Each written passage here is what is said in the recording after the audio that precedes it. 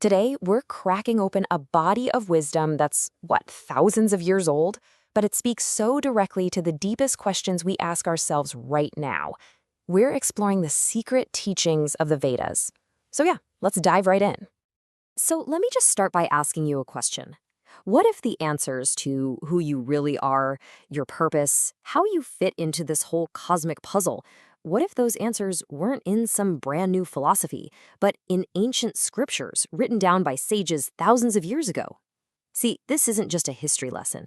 This is about a personal journey, your journey. And that's the thing you got to understand about the Vedas. They were never meant to be some dry, dusty books on a shelf. The best way to think of them is like a roadmap, a practical guide for a journey of self-discovery. And, like any great journey, it all starts with understanding the path that's laid out in front of you. So our first stop is all about laying out this roadmap. The entire Vedic tradition really is built around one central quest, a single, powerful question that everything else just flows from. And this is it. This is the ultimate question, isn't it? Famously asked by the sage Ramana Maharshi, who am I? And we're not talking about your job, your family, your personality. No, we're talking about the essential self that exists underneath all of that. This single question is the starting line for the whole entire journey. Okay, so if you're going on a journey, you're gonna need a map of the territory, right? You need a set of principles that govern how everything works. Well, the Vedas provide exactly that. They lay out these fundamental laws of the universe. You could almost call them the physics of consciousness.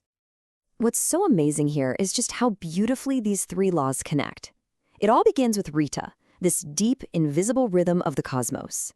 It's the law that keeps the planet spinning and the seasons changing. Then you've got Dharma. That's your part, that's your personal duty to live in harmony with that cosmic rhythm. And finally, you have Karma, which is basically the result. It's the universe's feedback loop.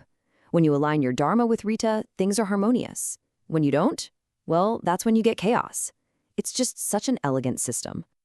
But let's be real, trying to align with this huge cosmic order, it's not always easy, is it?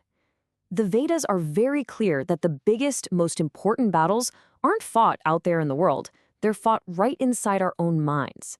This is the battlefield of the soul. And here's the crucial point. Those epic battles you read about between the Devas, the forces of light, and the Asuras, the forces of ignorance, they're not just some old myths. They actually represent the daily struggle happening inside every single one of us. On one side, you've got your higher self, wisdom, compassion, truth. And on the other, your lower tendencies, greed, ego, anger. Every single choice we make, every day, gives power to one side or the other. And this story, wow, it just perfectly illustrates the core conflict. You have the demon, Vritra, who represents our ego, our fears, all our attachments. And he's hoarding the waters of life, our joy, our potential, our consciousness, and that just causes stagnation. Then you have the god Indra, who shows up with a thunderbolt of wisdom. He represents that aha moment, that breakthrough that shatters the ego and lets our true spiritual nature flow freely again. So now we get it. We know the destination is self-realization, and we understand the terrain of the inner battlefield. Now we need the actual vehicles to make the journey. And the Vedas offer three main paths, or yogas, to get to the truth. And what's great is that these paths are really tailored for different kinds of people. You've got karma yoga for the doer, the active person. You live in the world, you do your work, but you offer up the results, freeing yourself from stressing about the outcome. Then there's bhakti yoga for the emotional, heart-centered person. It's all about pure love and surrender, probably the most direct way to just dissolve the ego. And then there's jnana yoga for the intellectual, the thinker. It uses deep inquiry and wisdom to just slice right through illusion. But here's the key. They all lead to the exact same destination. And that brings us to the final leg of our journey, the destination on our roadmap. This is it. The ultimate secret that all of these laws, all these teachings, all these paths, they're all designed to reveal this one thing.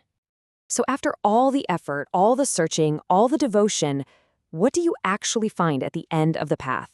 What is the final ultimate truth that the Vedas have been pointing to all along? The answer is captured in just three simple but infinitely profound Sanskrit words. Tat Tvam Asi. Thou art. That. This is the great mic drop moment of the Upanishads. The ultimate secret is that the little spark of consciousness inside you, what they call the Atman, is actually identical to the vast, all-encompassing consciousness of the universe, Brahman. There is no separation. You're not a drop in the ocean, you are the entire ocean in a single drop. This right here, this is the peak of the whole Vedic journey.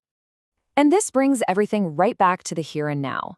This quote from Ramana Maharshi just nails the practical side of all this wisdom. This journey, it's not some selfish act.